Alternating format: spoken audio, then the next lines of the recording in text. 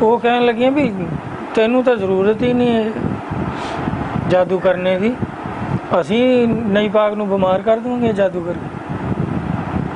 हुण आदमी जादूगर भी नहीं रखिया, यहूदियों ने क्या मुसलमाना दे नबी नू लम्मा पाउणा तो एक औरत कोलों जादू करा के शान घटा रहे हैं ना, कि देखो साडे नबी दे मुकाबले च सारे मुल्क दे जादूगर आए ते कुछ नहीं कर सके, उल्टे मुसलमान हो गए, कलमा पढ़ गए मूसा अलैहिस्सलाम दा। ते तुहाडे नबी नू एक औरत ने बीमार करता, ओहदी भैन ने जादू कीता ते सरकार जिहड़े सी बीमार हो गए। उन्हें एक गुड्डा बनाया, उहदे 11 सूइयां लाइयां, एक खूह सीगा, ਉਹ ਜ਼ਰੀਕ कोई कबीला सी, उन्हां दा खूह सी, ਉਹਦੇ ਚੋਂ ਪੂਰਾ ਉੱਤੇ ਪੱਥਰ ਰੱਖ ਦਿੱਤਾ ਖੂਹ 'ਚ, ਗੁੱਡੇ ਦੇ ਉੱਤੇ ਪੱਥਰ ਰੱਖ ਦਿੱਤਾ। ਹੁਣ ਸਰਕਾਰ ਬਿਮਾਰ ਹੋ ਗਏ, ਲੇਟ ਗਏ। ਪਹਿਲਾਂ 6 ਮਹੀਨੇ ਤਾਂ ਸਰਕਾਰ ਹੌਸਲਾ ਕਰੀ ਰੱਖਿਆ, ਅਖੀਰੀ 6 ਮਹੀਨਿਆਂ ਬਾਅਦ ਫਿਰ ਨਾ ਲੰਮੇ ਪੈ ਗਏ। ਹੁਣ ਉਹਦੇ 'ਚ ਕੀ ਅਸਰਾਤ ਜ਼ਾਹਰ ਹੋਏ ਕਿ ਸਰਕਾਰ ਦੀਆਂ ਜ਼ੁਲਫਾਂ ਮੁਬਾਰਕ, ਮੂਵੇ ਮੁਬਾਰਕ ਜਿਹੜੇ ਸੀ ਉਹ ਝੜ ਗਏ।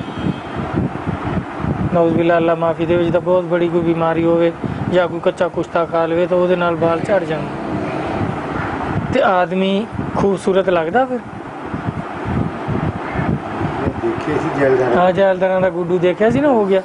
ਹੁਣ ਉਹ ਆਦਮੀ ਖੂਬਸੂਰਤ ਕੀ ਬਈ ਨਾਰਮਲ ਜਿਹਾ ਵੀ ਨਹੀਂ ਲੱਗਦਾ।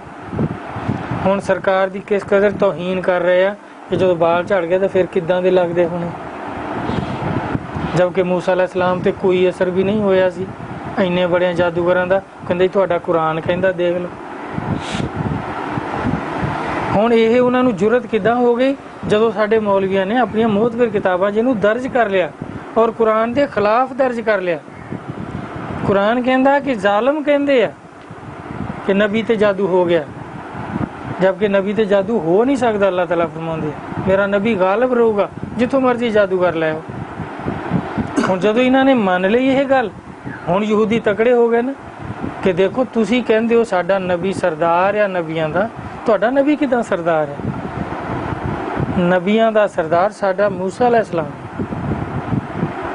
ਕਿਉਂਕਿ ਉਹਨਾਂ ਦੇ ਮੁਕਾਬਲੇ ਸਾਰੇ ਮੁਲਕ ਦੇ ਜਾਦੂਗਰ ਆਏ, ਮੂਸਾ अलैहिस्सलाम ਗਾਲਿਬ ਰਹੇ ਔਰ ਉਹ ਜ਼ੇਰ ਹੋ ਕੇ ਉਹਨਾਂ ਨੇ ਮੂਸਾ अलैहिस्सलाम ਦਾ ਕਲਮਾ ਪੜ੍ਹ ਲਿਆ। ਜਦਕਿ ਇੱਥੇ ਇੱਕ ਔਰਤ ਆ, ਜੇ ਦੋਨਾਂ ਨੂੰ ਵੀ ਰੱਖ ਲਓ, ਇੱਕ ਲਬੀਦ ਇੱਕ ਉਹਦੀ ਭੈਣ, ਦੋਨਾਂ ਨੇ ਤੁਹਾਡੇ ਨਬੀ ਨੂੰ ਜ਼ੇਰ ਕਰ ਦਿੱਤਾ, ਬਿਮਾਰ ਕਰ ਦਿੱਤਾ। ਆਪਦੀ ਯਾਦਾਸ਼ਤ ਖਤਮ ਹੋ ਗਈ, ਮਰਦਾਨਾ ਕੂਵਤ ਖਤਮ ਹੋ ਗਈ, ਯਾਦ ਹੀ ਨਹੀਂ ਰਹਿੰਦਾ ਸੀ ਕਿ ਕਿਹਦੀ ਵਾਰੀ ਆ, ਕਿਤੇ ਜਾਣਾ ਚਾਹੁੰਦੇ ਸੀ ਜਾ ਨਹੀਂ ਸਕਦੇ ਸੀ। ਹੁਣ ਇਸ ਕਦਰ ਕਮਜ਼ੋਰ। ਹੁਣ ਇੱਕ ਸਾਰਾ ਕੁਛ ਕਹਾਣੀ ਉਹਨਾਂ ਨੇ ਕਿਉਂ ਬਣਾਈ ਕਿ ਤੁਹਾਡਾ ਨਬੀ ਸੈਯਦੁਲ ਮੁਰਸਲੀਨ ਨਹੀਂ, ਸਾਡਾ ਨਬੀ ਸੈਯਦੁਲ ਮੁਰਸਲੀਨ ਆ ਮੂਸਾ अलैहिस्सलाम। ਕਿ ਉੱਥੇ ਤਾਂ ਸਾਰੇ ਮੁਲਕ ਦੇ ਜਾਦੂਗਰ ਆਏ ਤੇ ਕੁਛ ਨਹੀਂ ਕਰ ਸਕੇ, ਤੇ ਤੁਹਾਡੇ ਤਾਂ ਦੋ, ਇੱਕ ਯਹੂਦੀ ਤੇ ਇੱਕ ਯਹੂਦਨ ਨੇ ਤੁਹਾਡੇ ਨਬੀ ਨੂੰ ਬਿਮਾਰ ਕਰ ਦਿੱਤਾ। ਫਿਰ ਕੀ ਹੋਇਆ? ਫਿਰ ਜੀ ਹੁਣ ਫਰਿਸ਼ਤੇ ਆਏ ਤੇ ਉਹਨਾਂ ਨੇ ਸਾਰੀ ਕਹਾਣੀ ਬਿਆਨ ਕੀਤੀ, ਪੁੱਛਿਆ ਇੱਕ ਦੂਸਰੇ ਨੂੰ। ਮੀਕਾਈਲ अलैहिस्सलाम ਪੁਆਇੰਦਾਂ ਦੀ ਤਰਫ ਖੜੇ ਹੋ ਗਏ, ਜਿਬਰਾਈਲ अलैहिस्सलाम ਸਰਾਣੇ ਦੀ ਤਰਫ, ਪੁੱਛ ਰਿਹਾ ਵੀ ਇਸ ਆਦਮੀ ਨੂੰ ਕੀ ਹੋਇਆ ਹੈ।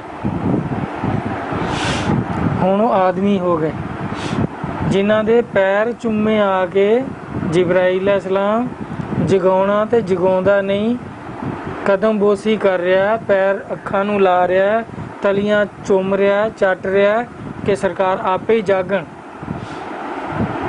ਉਹ ਹੁਣ ਕਹਾਣੀ ਨਗਾਰ ਨੇ ਕੀ ਲਿਖਿਆ ਤੇ ਸਾਡੇ ਉਲਮਾ ਕਰਾਮ ਨੇ ਉਹਦਾ ਕੀ ਐਕਸ਼ਨ ਲਿਆ? ਬਈ ਉੱਦਾਂ ਹੀ ਲਿਖ ਲਿਆ ਕਿ ਇਸ ਮਰਦ ਨੂੰ ਕੀ ਹੋਇਆ ਹੈ। ਹੁਣ ਜਿਬਰਾਈਲ अलैहिस्सलाम ਦੱਸ ਰਹੇ ਆ ਇਹਨਾਂ ਤੇ ਜਾਦੂ ਹੋਇਆ ਹੈ। ਕਿਹਨੇ ਕੀਤਾ?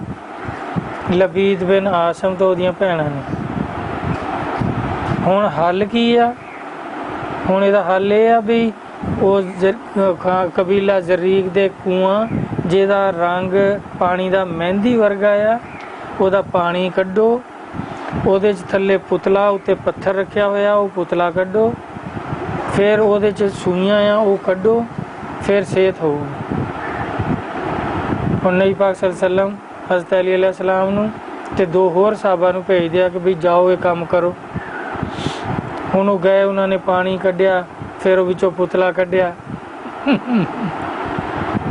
ਦੇਖੋ ਕਿੰਨੀ ਸੋਹਣੀ ਲਿਖੀ ਕਹਾਣੀ ਕਿ ਇੰਨਾ ਝੂਠ ਬੋਲੋ, ਇੰਨਾ ਝੂਠ ਬੋਲੋ ਵੀ ਸੱਚ ਲੱਗਣ ਲੱਗ ਪਵੇ।